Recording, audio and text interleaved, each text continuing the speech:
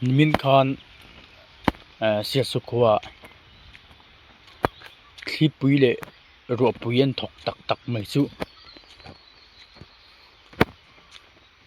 khomi pui ten kan thil nei kan mun le main a dol me lo maya ta chung kini po hei helai mula he vok kan da khu lai ron lang det a chung khu a thlang lam pang jong khu a phok vek maya ti chuan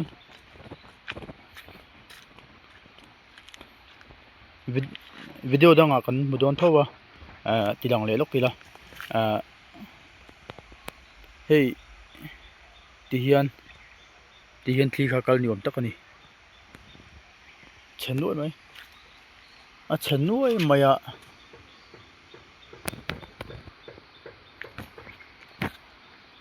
chomni le pariat tlai khan sia su khuwa tan khuwa thipui na tak men tle vak maya ro pui nen sia su khuwa clean in engmoza ati chia electric ban te po engmoza te chia chung athil ti chia jinga chung kai ni po he kan vokin nin atur ve a kan vok te po thlit tle khanin an nuai shep maya ti chuan a chung zong hi min lak sak veka ti chun voini somni le par voin somni le pariat thole hian chan rual tha te nen kan han in thom phui le a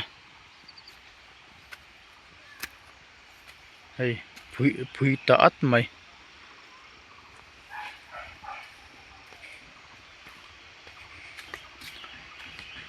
khul ai thlang lam pang zong khu thli khana la he ta hian khi ip omna hianin a chung chu an the chawa ti chuan voinia he ti hian kan ti phui le to ani thlipuin mian wei shep tak mai chu kha chu dan ngai nam lo ani tu pa mai an dang bik lawang an na ni khulai a thlang zong khu thlipuin an nuai tak mai kha chu